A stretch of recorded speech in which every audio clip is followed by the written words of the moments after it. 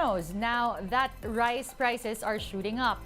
But can food alternatives work for a top rice-consuming country like the Philippines? Faith Del Mundo tells us in this report. Consumers are now feeling the pinch, with rice currently selling at more than 50 pesos a kilo. To help deal with rising prices, Trade Secretary Alfredo Pascual has a suggestion: a change in diet that would include alternatives to rice like sweet potato or kamote and corn. May mga ganyang proposals, ano? When I was UP President, for example, I'm not saying I'm pushing it now, ano? We made experiments on rice corn mix, 70% rice, 30% white corn. We tested the nutritional value, the taste, the acceptability, and it was a pass. I talked to DA at that time. They agreed na we should promote it. Of course, for us in UP, we didn't have the, although we can suggest, we cannot implement. But this diet could take a lot of getting used to. Single dad Saldi says his family is used to eating rice at breakfast, lunch, and dinner, even during merienda. And since Saldi and his 4 children are all rice eaters, they consume 5 kilos of the staple in only 3 days. So, di baling walang ulam, basta may kanin. Paggising sa umaga, hanapin, kanin. Di baling walang ulam, basta may kanin. Toyo lang. Kasi yung kanin kasi po, pagka sulit kasi yun eh. Kumbaga parang, busog ka na pag may kanin. Arsenia owns a karinderya and is feeling the impact of pricier rice. She doubts if her customers could forgo the staple. Naku, ang hirap sabihin yan. Mauna sila. Kung sino yung nagsasabi ng ganun, mauna sila para maranasan nila.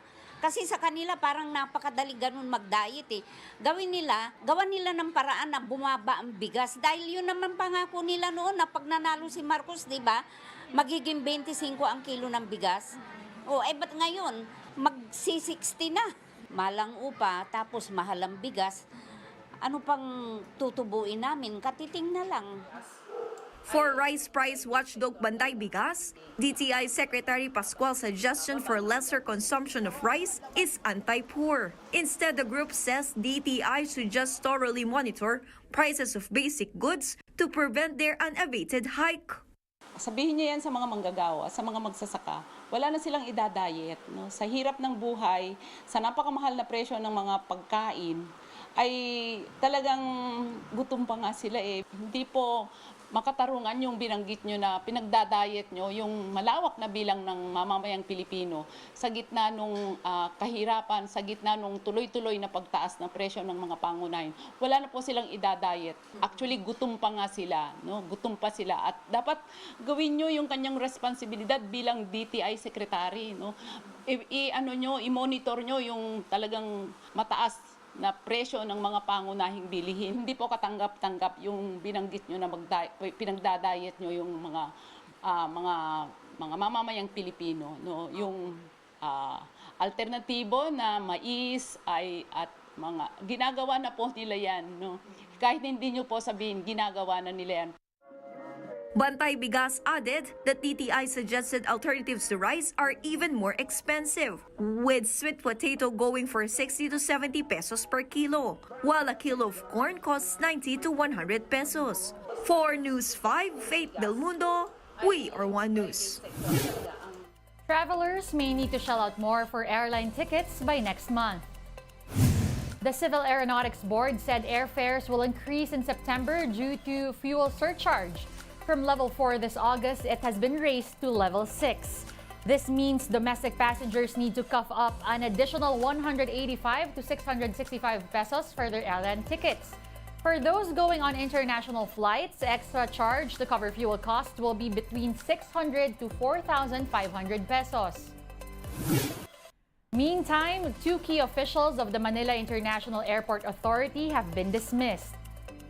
Ombudsman Samuel Martirez found MIAA General Manager Cesar Chong and his assistant Irene Montalvo guilty of administrative offenses.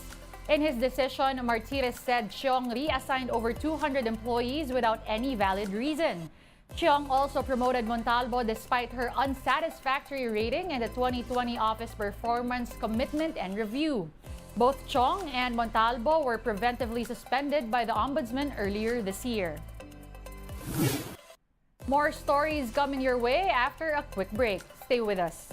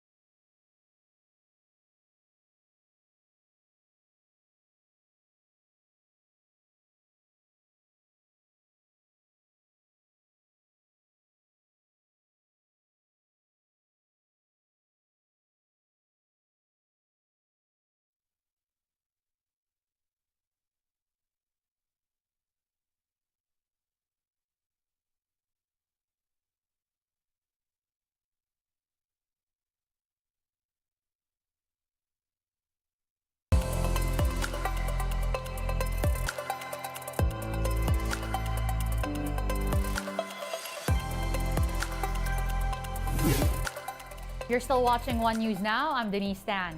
Amid soaring oil prices, the LTFRB is set to distribute before the end of the month fuel subsidies for more than 1.3 million PUV drivers and operators. Those with modern jeepneys and UV Express units will receive aid worth 10,000 pesos each. Drivers of traditional jeepneys, taxis, shuttle services, and Transport Network Vehicle Services, or TNVS, will get 6,500 pesos each in fuel subsidy. On the other hand, delivery riders can get petroleum coverage of 1,200 pesos, while tricycle drivers will receive 1,000 pesos. Meanwhile, more fare hike petitions are expected next week. Pasang Mazda will bat for a 1 peso minimum fare hike for jeepneys, while operators of buses, taxis, and other passenger vehicles will also ask for an increase. The LTFRB would have to set aside their request for a rush hour fee to focus on a different petition for a 2 peso fare hike. Huwag na yung surge fee. Ang hirap kasi ng pag-compute nun. My initial suggestion is, isang amount na lang for 24 hours, yun na yun. It's a permanent increase, no, not dependent on a length of time.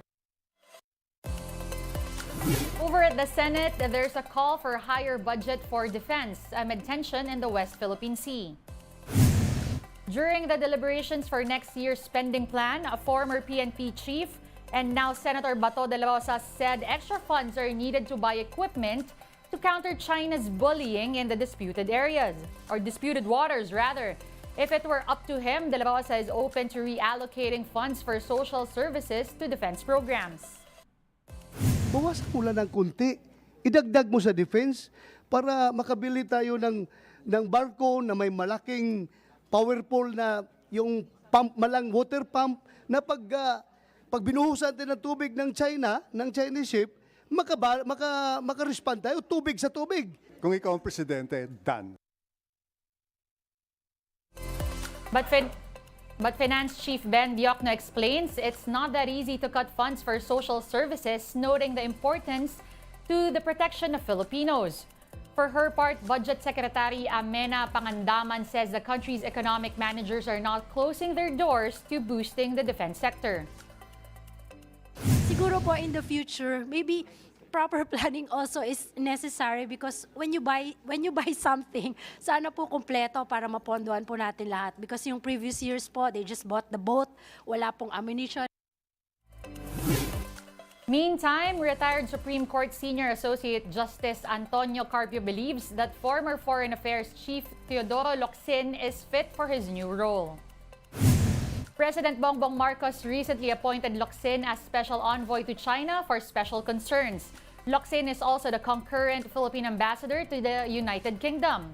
Carpio told The Big Story that Locsin is so much better than the other candidate, former President Rodrigo Duterte. I think he's a good choice because the other guy being recommended is former President Duterte, but I think that will be very bad because Duterte is pro-China, and if we need somebody to speak for the Philippines, it must be somebody who has a good track record defending our sovereign rights in the West Philippine Sea. One News Now will be back at 6 p.m. with the day's latest stories. I'm Denise Tan. Meantime, here's a reminder that the FIBA World Cup starts on August 25. Support Gilas, support Team Pilipinas, watch and buy tickets to the biggest sports event of the year. Let us all root for our team.